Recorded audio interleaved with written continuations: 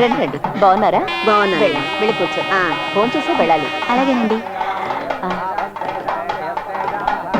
అలాగా డెకరేషన్ బాగుంది కదా.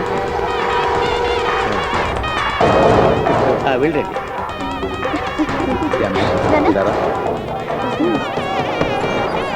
రే నిన్ను పంతులు గారు పిలుస్తున్నారా? వస్తాను, తీసుకున్నామ్మా. బాగున్నావు బాబు? బాగున్నాను. రే ఏంట్రా యామిని ఏడుస్తుందిరా.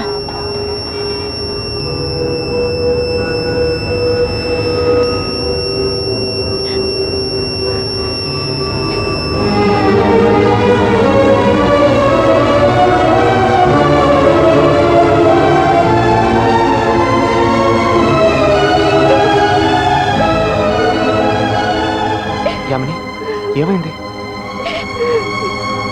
ఎందుకు ఏడుస్తున్నావు? ఏమైంది మావయ్య? ఎందుకు యామిని ఏడుస్తోంది? ఏమైంది? ఏమైందో చెప్పు. ఏమైందని అడుగుతున్నానా?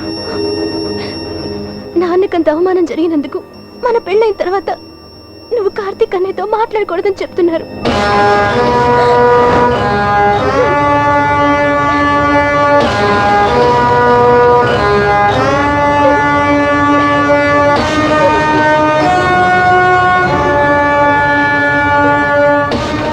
బాగా ఆలోచించే చెప్తున్నారా మావయ్య?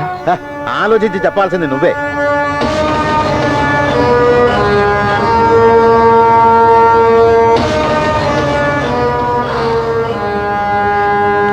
సుబ్రహ్మణ్యం, ఏంట్రా ఆలోచిస్తున్నావు?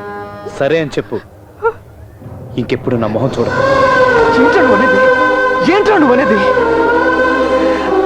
ఆ మాట అంత తేలిక ఎలా అన్నావురా? నీ మొహం చూడొద్దని ఎలా చెప్తున్నావు? అంత తన కోసమేరా. నీకు యామిని అంటే ఎంత ఇష్టమో నాకు తెలుసు.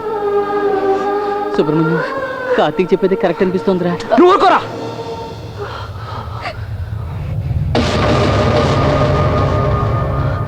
ఇలా చూడండి మావయ్య, చిన్నప్పటి నుంచి నేను తన్ని ఎంతగా ప్రేమించానో అలాగే చిన్నప్పటి నుంచి వీడిని కూడా అంతే ప్రేమించాను. ప్రేమ స్నేహమా అన్న మాట వచ్చినప్పుడు మా అమ్మ కోరిక ప్రకారం స్నేహం కోసం ప్రాణమైన ఇస్తాను. అయితే నువ్వు యామిని మర్చిపోవాల్సిందే.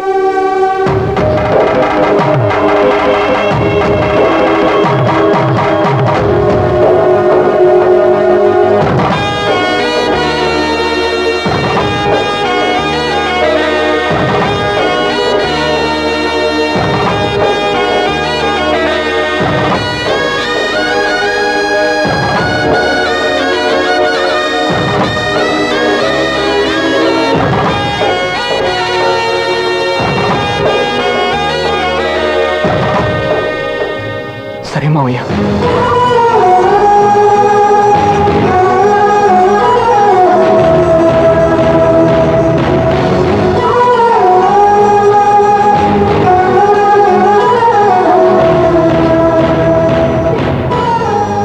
నాకు తెలుసు బాబు, స్నేహమో ప్రేమో తేల్చుకోమంటే 5 నిమిషాలు ఆలోచించి నువ్వు స్నేహం అని చెప్పు. కానీ నన్ను నా ప్రేమ నీ స్నేహం అని అడిగితే రెండింటిని వేరువేరుగా చూడలేను బాబా. ఏమిట్రా ఇదంతా? రమ్మంటుంటే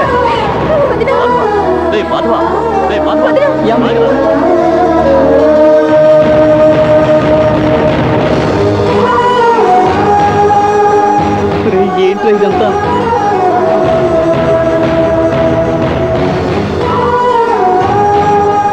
నీ పెళ్లి జరగాలి. రారా.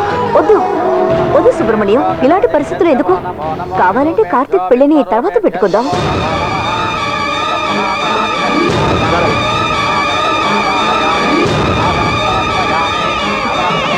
కూర్చో. నువ్వు కూర్చోమ్మా. పంతులు గారు మంత్రాలు చదవండి.